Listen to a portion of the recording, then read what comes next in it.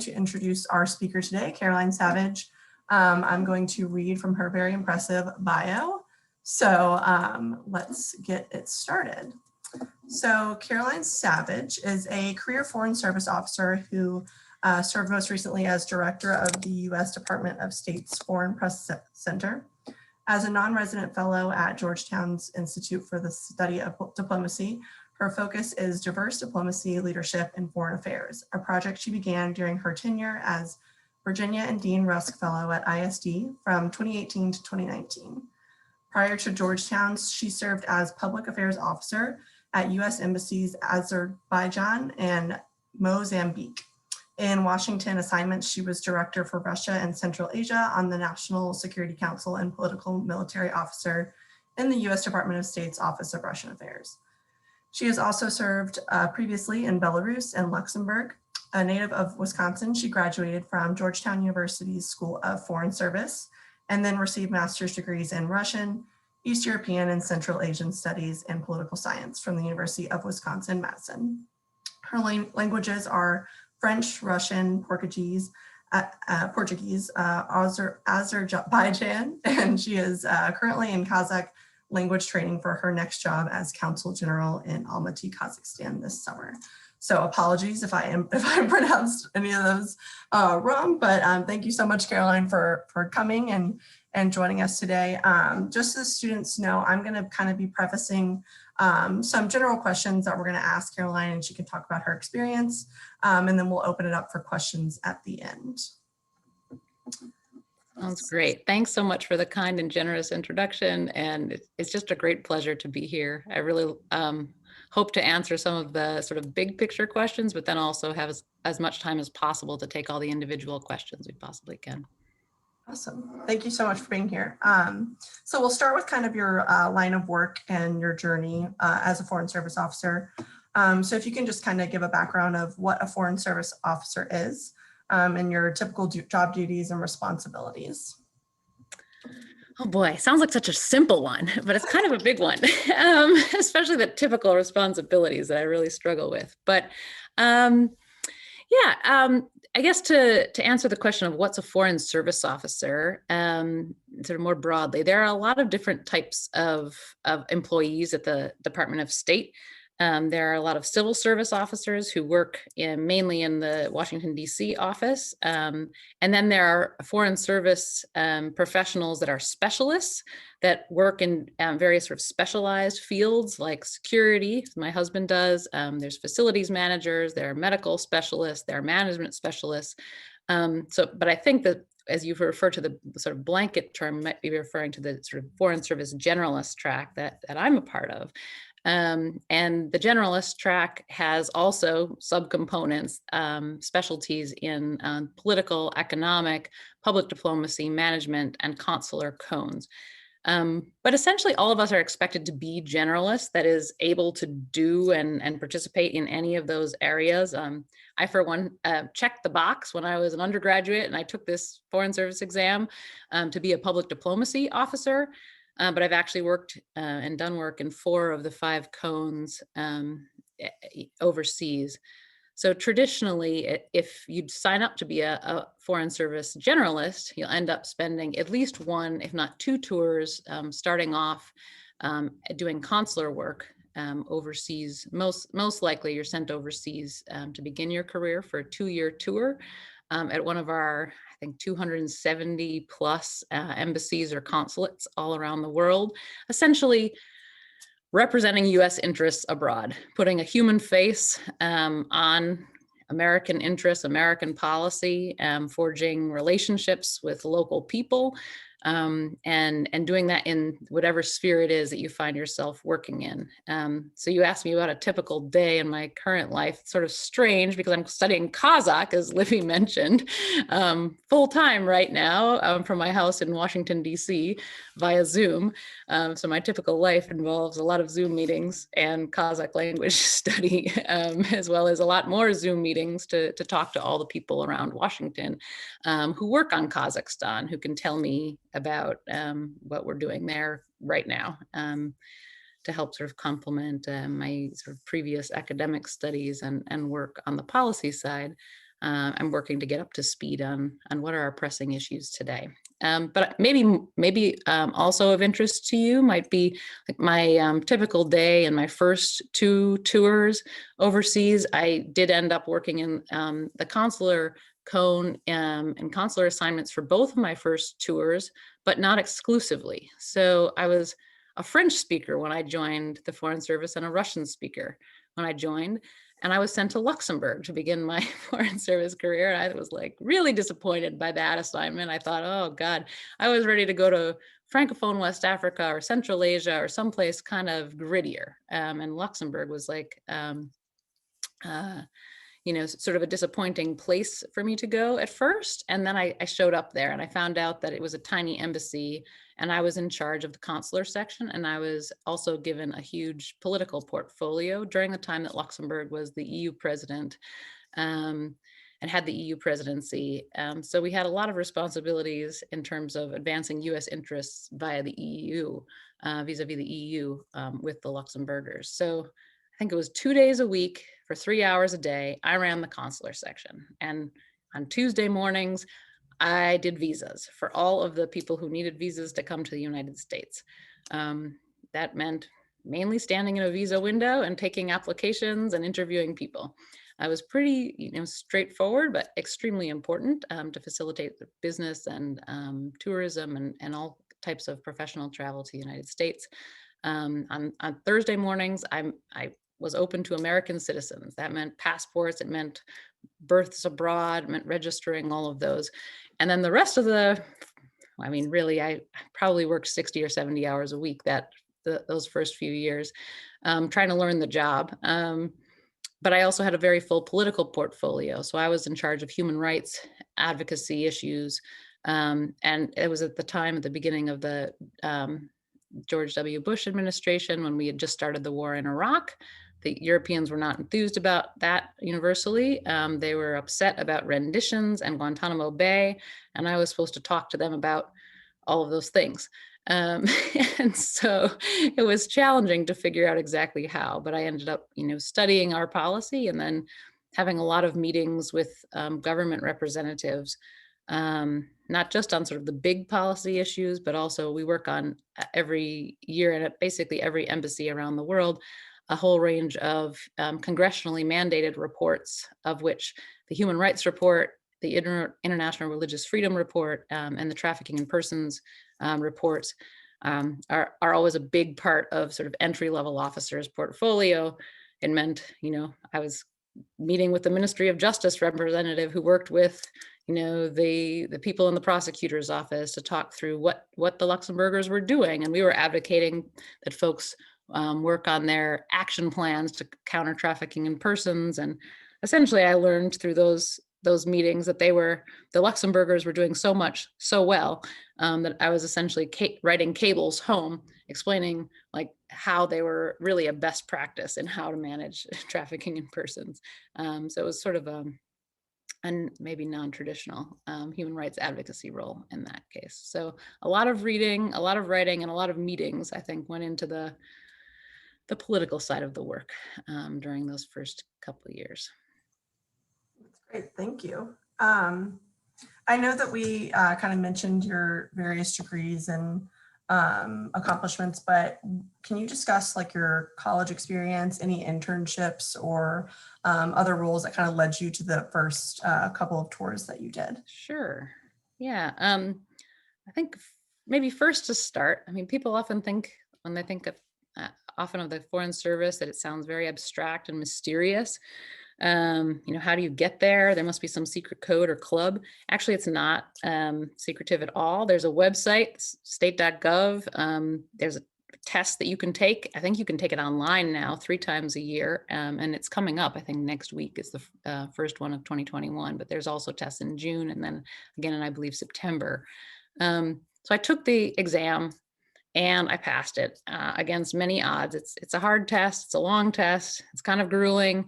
But I think it wasn't just that I, was like gifted in test taking that meant that I passed it. I really did I think as an undergraduate, rather dedicate myself to international studies.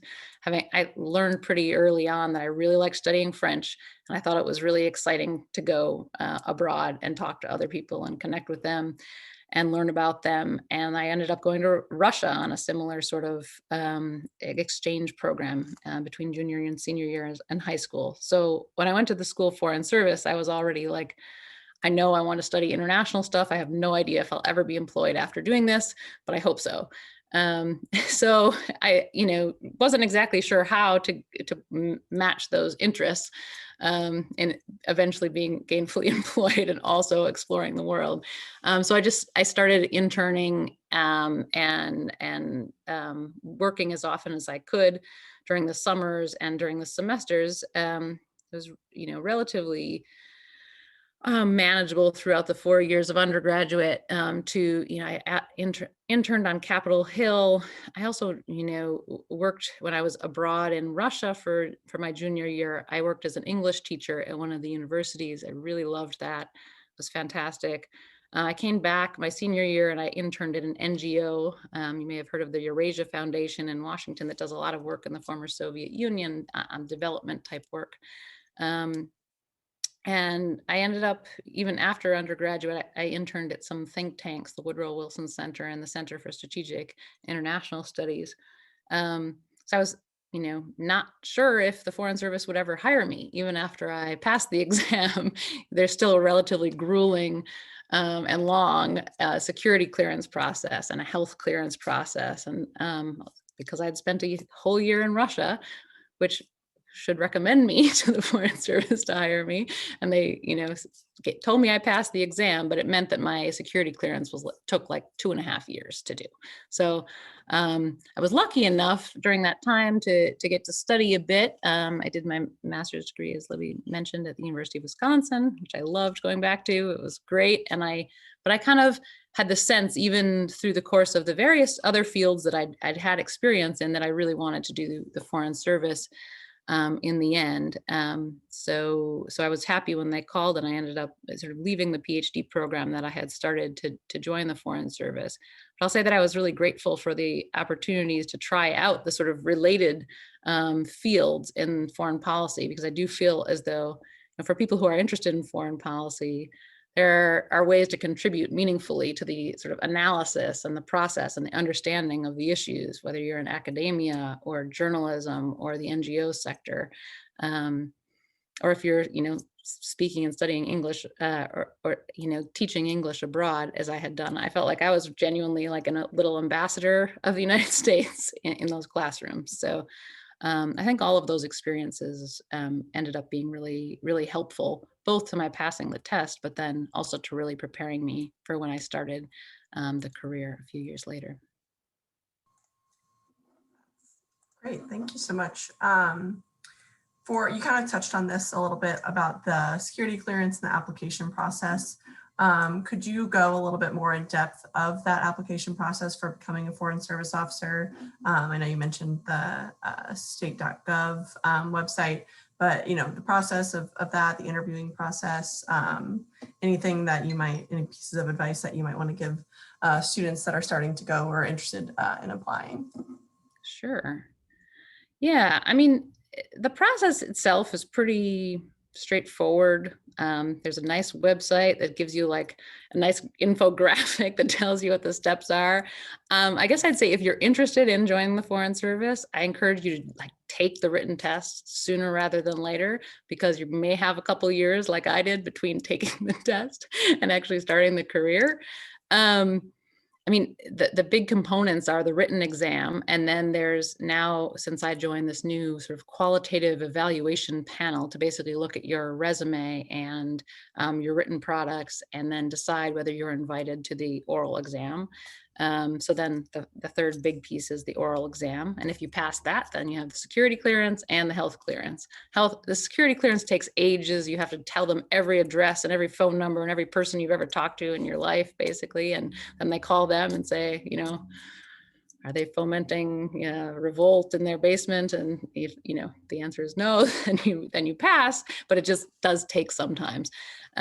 So in order to really prepare for the whole set of exams, I guess, the biggest thing to me is really sort of just being aware and engaged and informed about what's happening in the world. It sounds so straightforward, but I really think that, reading a really good newspaper or periodical regularly, like The Economist every week, for example, on its own, will inform you about almost anything that's going on and almost everything that's significant that's going on in the world today.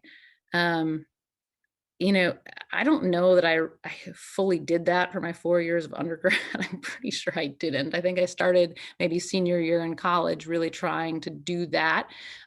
Even, more, also as pertinent, I think, is just having the conversations and that you, as many as you can, with the professors and the partners and the people who you meet who are overseas or perhaps in your own classrooms and communities who have the experiences. I remember sitting with a college roommate of mine hearing about this, conflict in Cyprus.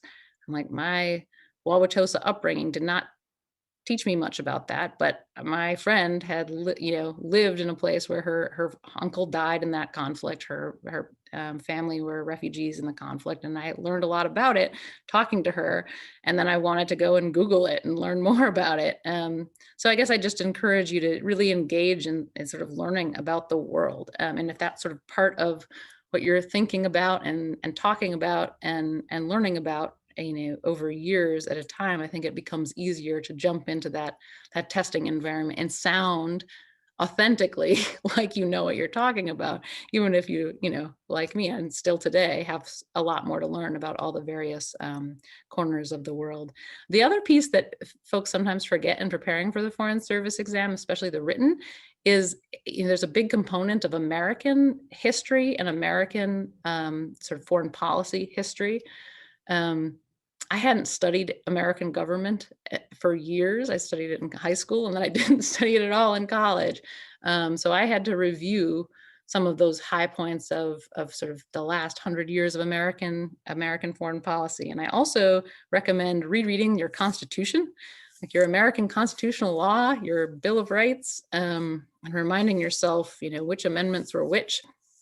Those all pop up on the exam. We're all representatives of the United States when we're abroad, and need to be able to explain and contextualize sort of the major aspects of American policy. So, and in addition, the writing that you're doing, I imagine most of you as students, is also just critical. The most important skill set that we really have, in addition to sort of orally expressing ourselves, but also the written form, being able to be concise and clear and compelling in your writing. It's a really good practice for being able to speak and advocate in a compelling way. And there is a written component to the exam, as well as, if you become a Foreign Service officer, you have to write one-page memos that explain very complicated issues, like very succinctly for very busy people. So if you want to try to practice this yourself, you read a few pages, read an analytical document, like a report that's 10 pages long, and try to brief it in 3 minutes, 4 minutes. Try to write a paragraph that summarizes the main arguments: introduction, three major points, conclusion. Clear, concise, and sort of easy to understand writing is really important as well, both for passing the test and I think for this career as a whole. So you mentioned communication and writing. Are there any other specific skills that may set a student or an applicant apart when they're going through this process, or maybe other things they can work on just to be good at this career or have a good shot at applying? Yeah. I guess I'd say for me, I think that I was able to pass the exam in part because there's a whole section of the oral exam that's experiential. Tell us about a time when you were in an uncomfortable environment and you somehow, decided a path forward and led a team to something significant. There were a whole bunch of questions that were based on different types of experiences and different roles that you'd had along the way, that I felt as though, especially because I'd not really been sure what I wanted to do with my life. I did a lot of different internships and I did a lot of different jobs, in part because I was trying to, try them on for fit. Does this feel good? Does this feel right? But I was able then to say, yes, when I worked at CNN in Moscow and I had to interview people and I had no idea if my Russian was up to it, well, I did it anyway. And we put you on camera and we told the story of tax reform. And, I think I was able to have sort of a more varied set of responses than maybe the average undergraduate, because I had really kind of prioritized just having different types of experiences along the way. And one other thing I'd mention in terms of skills that I think can help you stand out on the exam if you choose to take it. There's a section in the oral exam that's a group test where you sit together and essentially emulate a country team meeting, which is the sort of core senior leadership group at any embassy.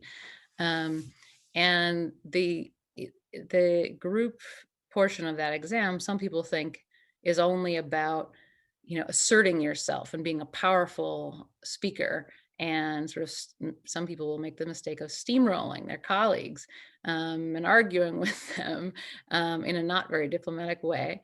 It's an almost surefire way not to pass the test. That section of the group exam is actually about collaboration, and it's about diplomacy in dissent and disagreement. And the people who are evaluating you are essentially trying to see if you are somebody who they would like to work with. Like, is this a person who can respectfully say, for these analytical reasons, perhaps, this isn't as critical to the US interest as this. And I would argue that, you can exercise sort of dissent in a way that shows that you're not a jerk. And I think they really want to see that more than they want to see somebody sort of jumping out of the chair with their hand up and asserting themselves. So I guess I'd say, yeah, some leadership experiences and collaboration and a sort of ability to navigate in a collaborative way, a group dynamic. Hopefully you're having, even in the era of a COVID's Zoom land, hopefully you're having enough sort of group projects that you gain a skill set with that as well. Wonderful. Some of the questions that we've prepared, you pretty much already answered. So what advice, just any kind of general advice that you would give students who are interested in this type of field, what experiences to get, what's important, what's maybe not as important, just any kind of advice you would give? Yeah, I mean, if you think this sort of thing sounds exciting, sounds interesting, sounds worth, the upheaval that is involved in moving across the planet and leaving your families and uprooting yourselves every couple of years, then do your homework, learn about it. There's online tests that you can take, practice exams, talk to as many people as you can who have done the career, who are willing to talk with you. But I know there's a diplomat in residence in Chicago set to sort of service the whole Midwestern region. I'm certainly available as well. But don't let anybody tell you this isn't realistic, it's not possible. I remember thinking as I was taking the exam, oh, well, only 2% pass every year, and so I can't possibly expect to pass. Don't let anybody tell you you can't do it. You can do it. In fact, we really need more people from the Midwest. We need more people with different and diverse backgrounds and perspectives, because that's how we make the best decisions as any group, but also have the most perspective, especially when we're going into foreign cultures. And we want to be able to find out what women and immigrants and people of all colors in those societies, where they come from and how they see the world, because that's how we forge the best kind of policies and make the best decisions. So yeah, I mean, I guess I would, sort of start with this sort of introspection of like, is this career for me? Should I Should I consider it? And if you think maybe the answer is yes, then there are lots of ways that you could go about trying to get to know more about it. Some of them are online, some of them are networking, some of them are internships. State Department has them. You can go to embassies or consulates abroad. You can come to DC. I know you have a great Chicago Council on Global Affairs that is super dynamic and really, really interesting. Do what you can, whether it's directly in diplomacy field, or if you can get abroad and you think you want to test out whether you can live and thrive abroad. I think that's a pretty good litmus test for sort of like, is this going to work for me in the long term, and is it worth trying? Some people, interestingly, I had a few A100 classmates who'd really never lived abroad. That's the sort of introductory diplomatic class. They joined the Foreign Service without ever having set foot outside the United States. Or maybe they went, to Cancun one time and then they joined the Foreign Service. It's like, some of them have worked out. Some of them, I think, were shocked by it because they just didn't really know what they were getting into. And I think for all of us, it's challenging at times to live away from your family and your comfort zone and your community that you've already established. But it's also really thrilling. Sometimes, I mean, I'm now 17 years in. I keep thinking, oh, I'll just do this for a couple more years. When I joined, I thought I'll do this for a couple of years and then, see how it goes, see if it feels right. But I think part of the structure of the job is that you get a new job every 2 or 3 years, and it happens to be a really good fit for me personally. I enjoy the variety, and I enjoy a new challenge and a new set of people to connect with and work with every few years. I find it very stimulating. But I can see how some people, even some of the people I grew up with and some of my family members who've been at the same company for, God knows, years and years at a time without changing, would find it to be very destabilizing. And I know by the way they look at me when they ask me about my job, that it's sort of like kind of mind blowing to some of them that I would want to do this and I would want to continue to do this. But I think for a certain kind of person who enjoys that kind of challenge and thrives in it, it can be just uniquely rewarding. I really find representing the United States and being the face of the United States to be very exciting and very rewarding. And I thought so the first weeks that I set foot on the ground in Luxembourg, and I think it even more so today, because I've had such a variety of challenging but also great experiences doing it along the way.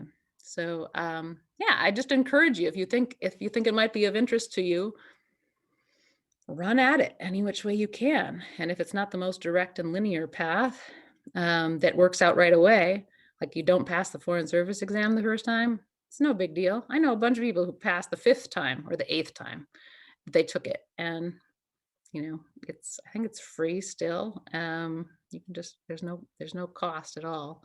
But in the meantime, I would say, if you're interested in foreign affairs, foreign policy, get into it and get engaged. In whatever way you can. If it's an NGO, if it's through academia, if it's through journalism, or just moving abroad and trying to figure out how to find a job and connect with people, then by all means. I think, especially, in the sort of outside the capitals all over the world, we really need more Americans abroad and really benefit from having them overseas. You mentioned the every few years it may be a new assignment or something along those lines. How long are your tours usually, or is it totally depends on the day?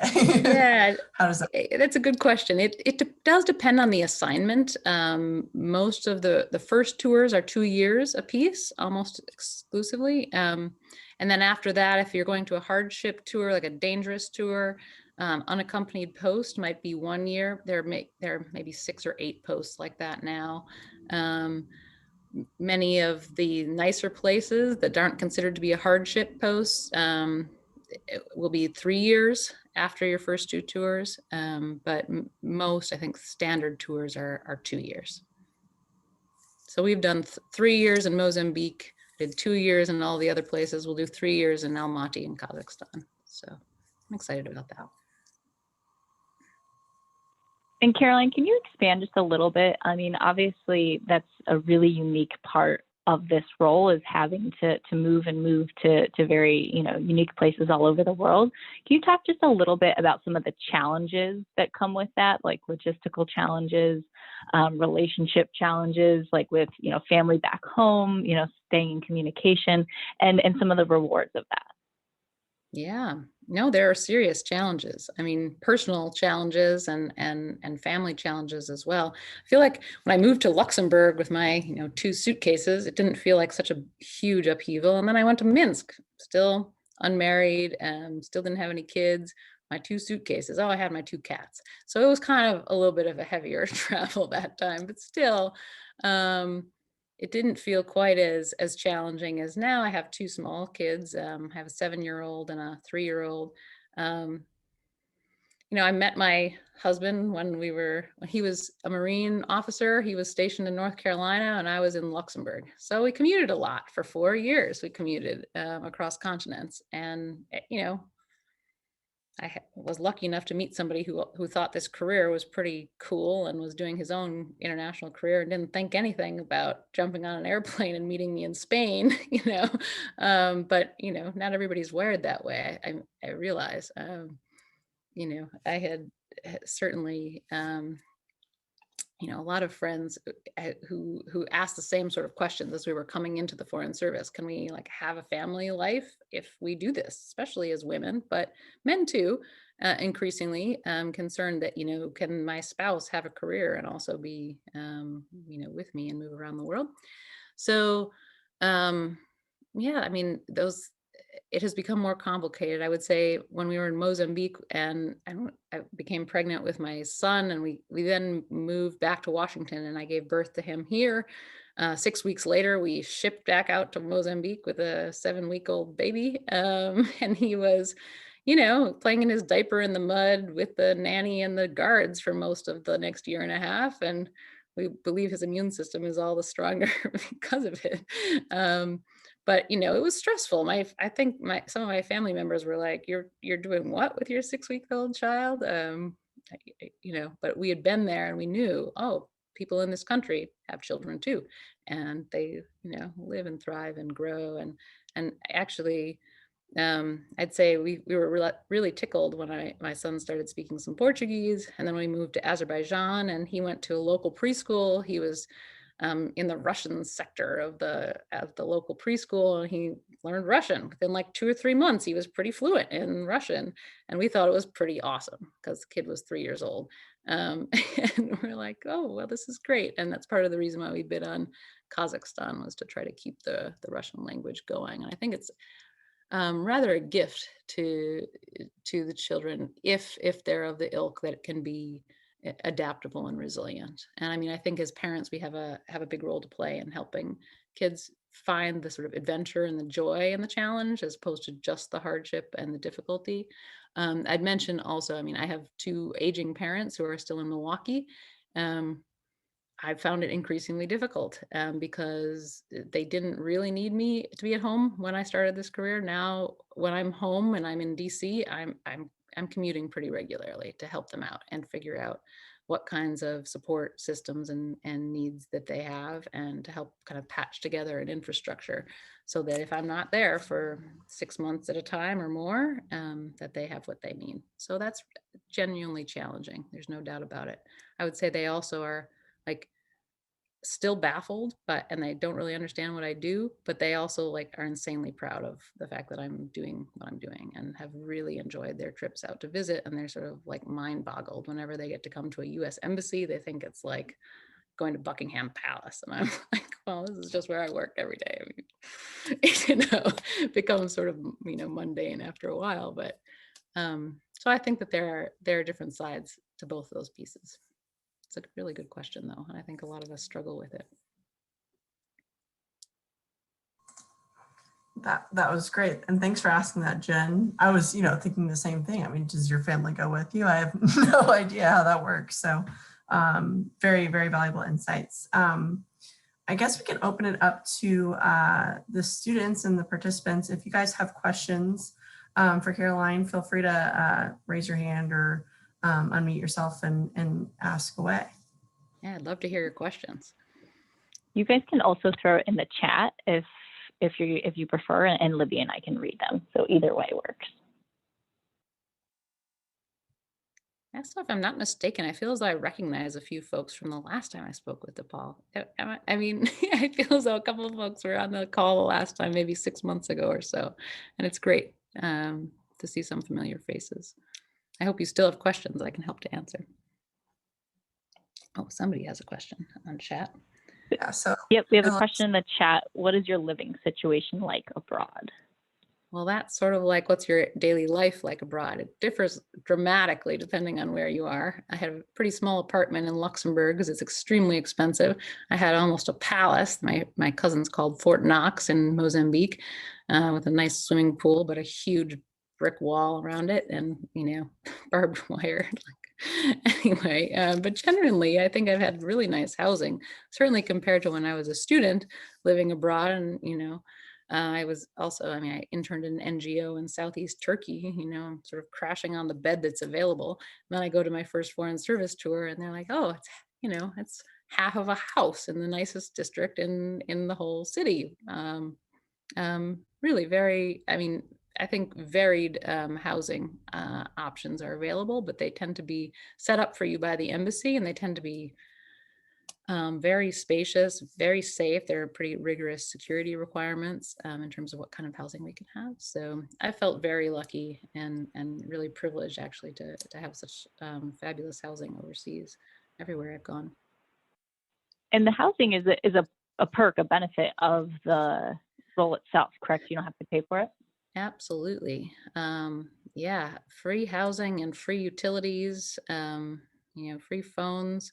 I feel like these are huge benefits. My expenses when we're in Washington, it's I don't know, it's like 10 times as high as when we're overseas. When we're overseas, we have almost no expenses except for any household help that we might choose to hire.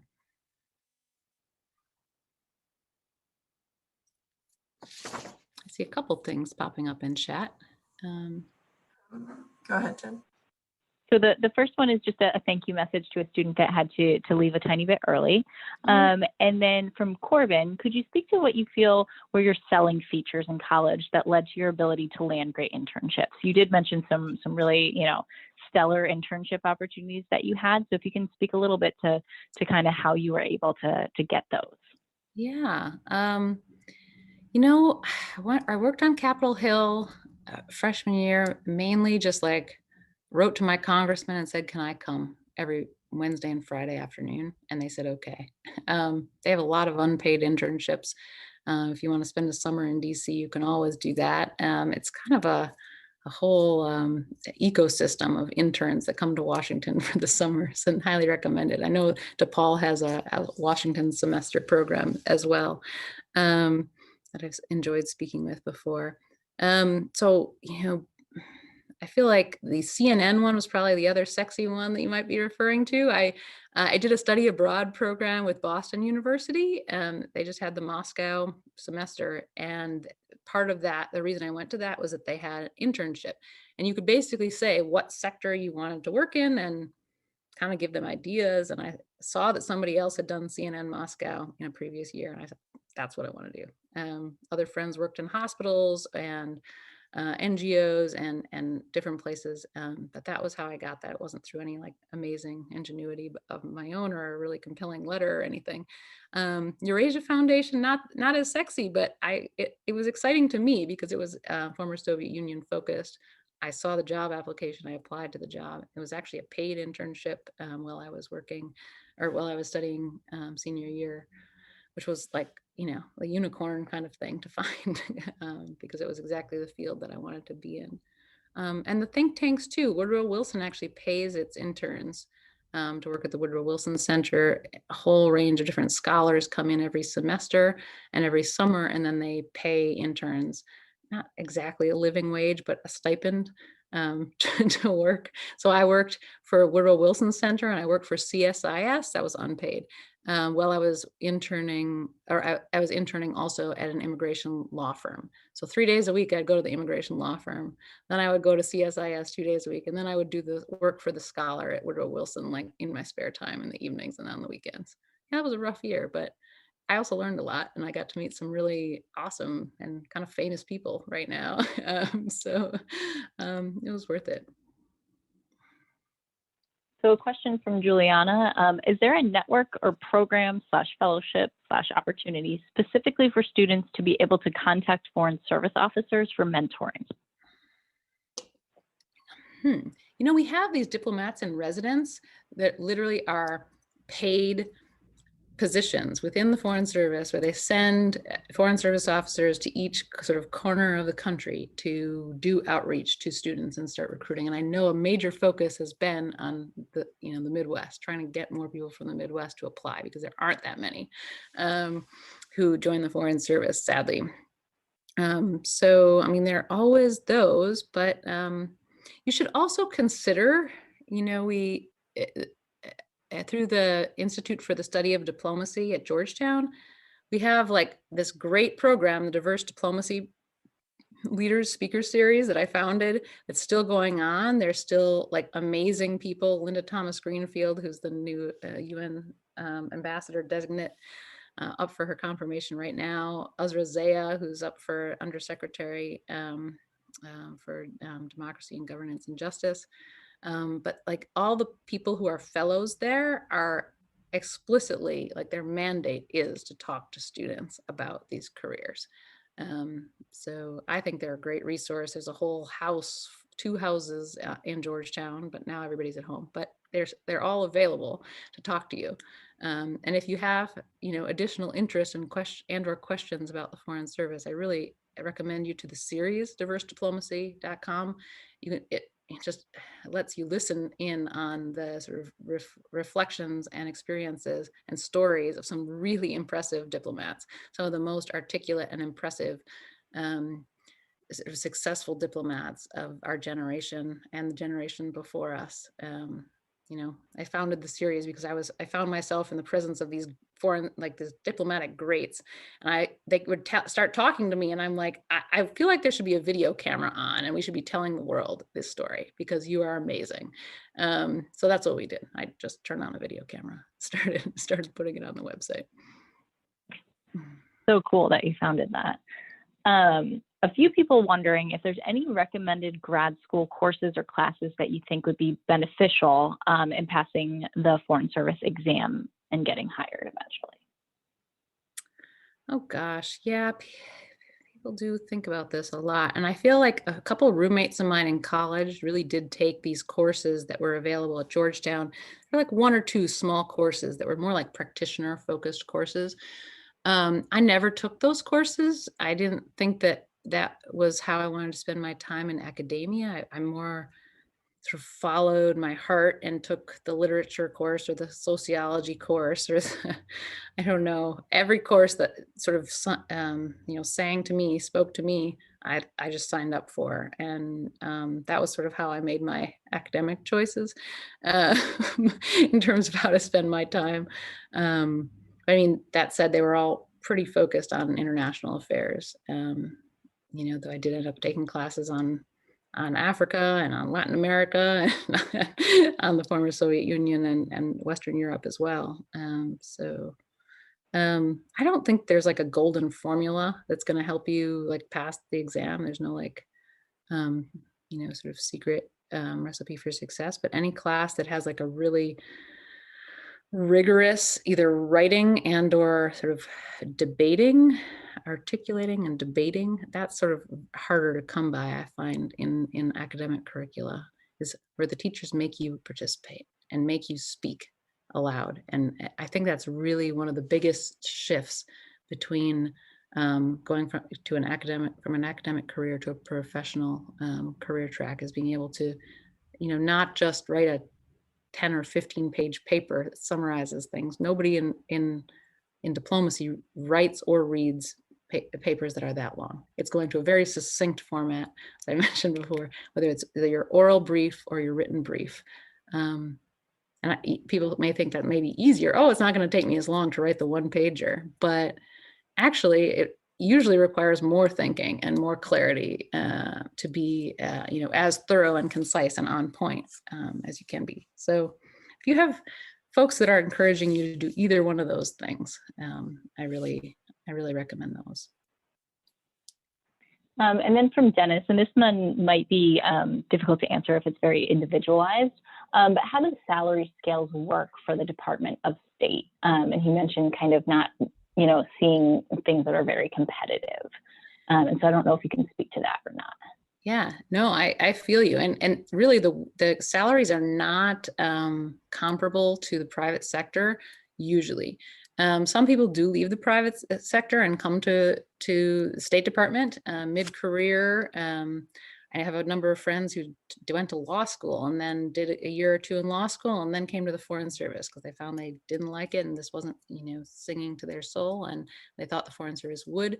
I know that the pay scales, they do try to compensate for any gap and will give you like a higher step. So that you end up being paid more. If say you made 150 grand in your last job, and then you come to the Foreign Service and you're supposed to start out at the entry level, so normally like $45,000 a year, give or take. Well, there's a scale, and you can look them up, the GS scale, the Foreign Service pay scales. There's quite a range. You can start at the base level of like 45,000 if you're coming right out of undergrad, a little bit higher at a different level if you have a master's degree, and then different steps. I think there are 14 steps if you've had a higher level of experience and or salary.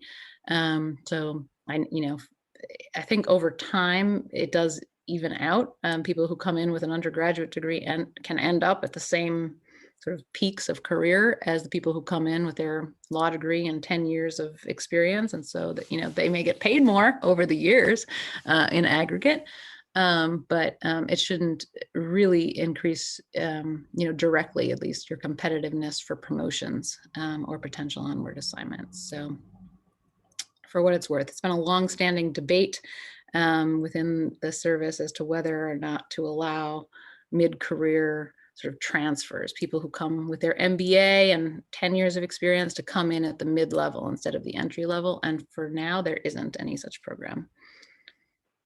That actually transitions nicely to our next question from Nina. In your time as a Foreign Service officer, do you see many officers who have transitioned from different industries? How often do they hire people with, say, 5 to 10 years of experience in an unrelated field? A lot of them, actually. I think the average age for an entry-level Foreign Service officer is 31. I think that's sort of skewed because there are a lot of people who enter, either right from undergrad is less usual, right from graduate program is more usual, 24, 25 type age frame. But then there are a lot of sort of second career folks, a lot of military people who will do 20 years and then come to the Foreign Service after that. So I think it evens out sort of in the middle, but I knew a number of people who transitioned from, marketing executive type jobs, law, had a couple MBAs in our class. People get a hankering to go abroad. I guess they decide to to just let the money sort of be secondary. I think this is a really good question and something that it sounds like a few people are wondering. In the making and promotion of U.S. foreign policy, how do you navigate the harmful impacts U.S. national interests may have on other nations? Yeah, that's a good. It's a good question, and I think,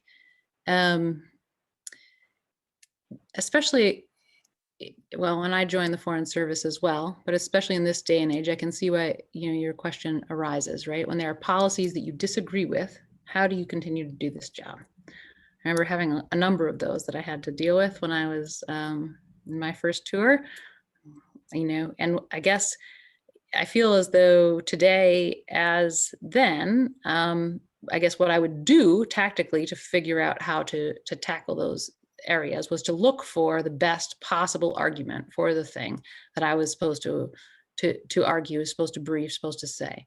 And then I would try to get my head around that and use those points. I remember having to argue about our renditions policy, and I read John Bellinger, who was the legal counsel for the Bush administration at the time. He had like a 300-page brief. He was the smartest guy around talking about the issue. And when I read him, I thought, I can uphold this policy.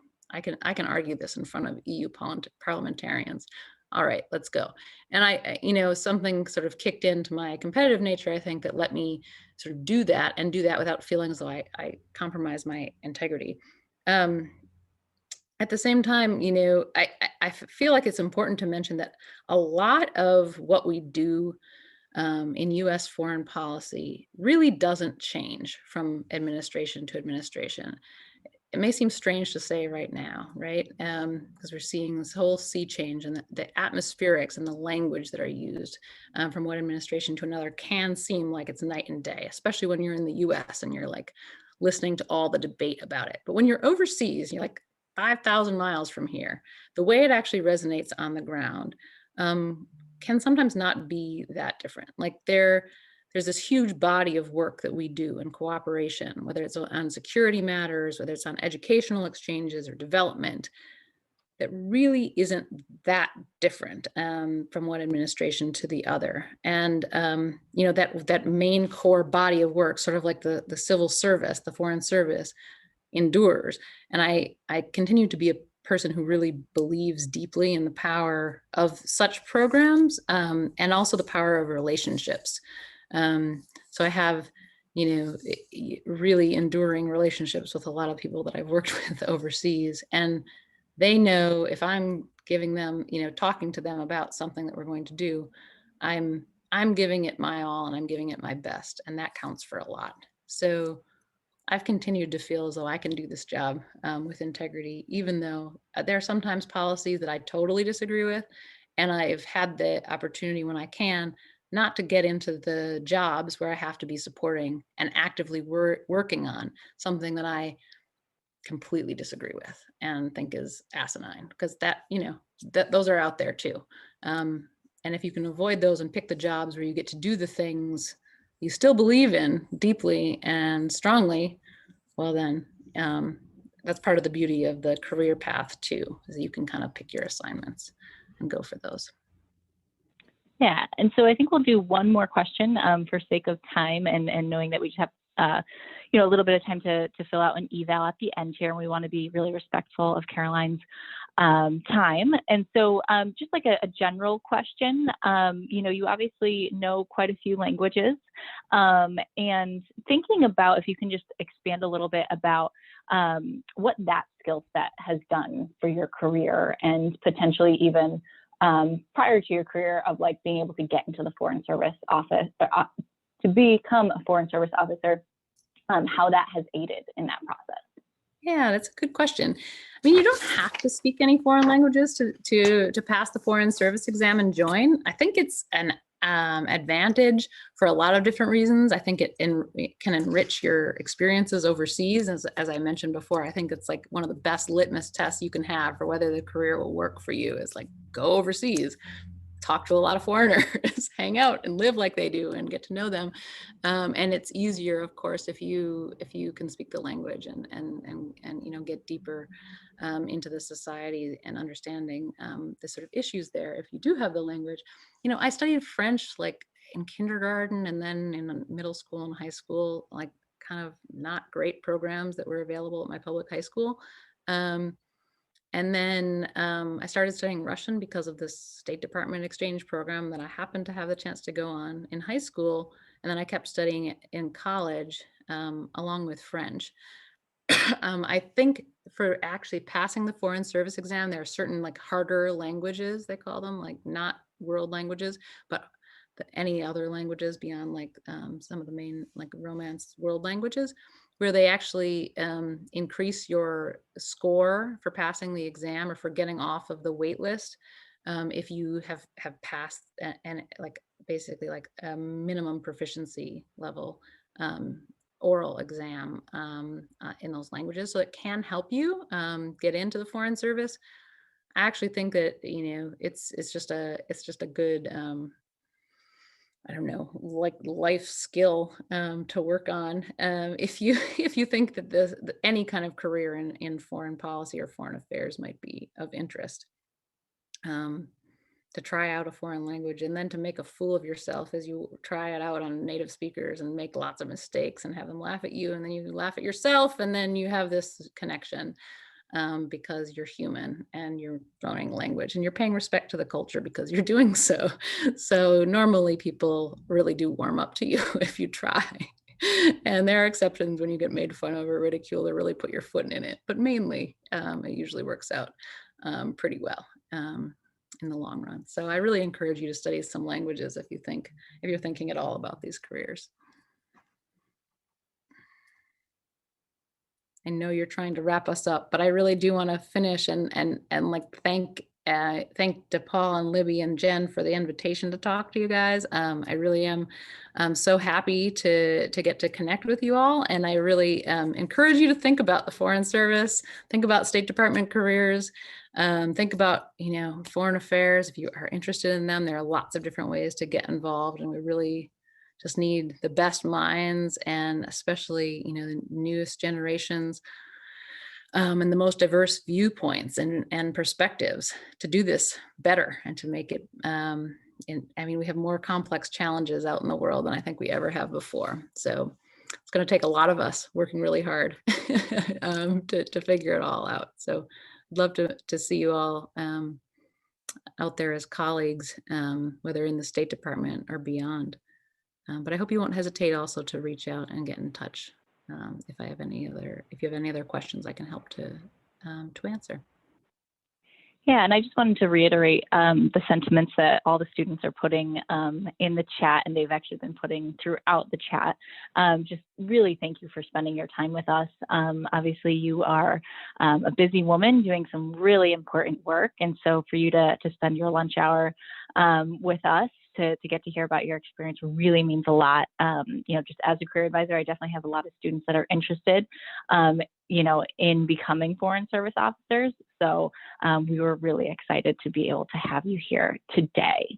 So thank you, Caroline. And then for our audience members, if you guys don't mind staying, and Caroline, feel free to go through and read that chat, because there's quite a few thank yous in there.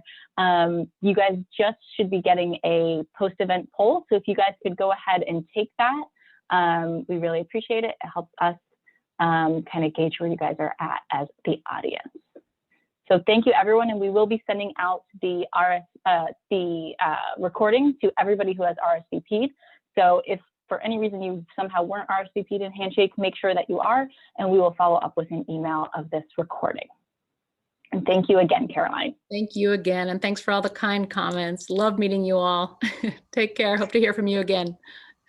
Bye. Thank you. Bye. Bye, everyone.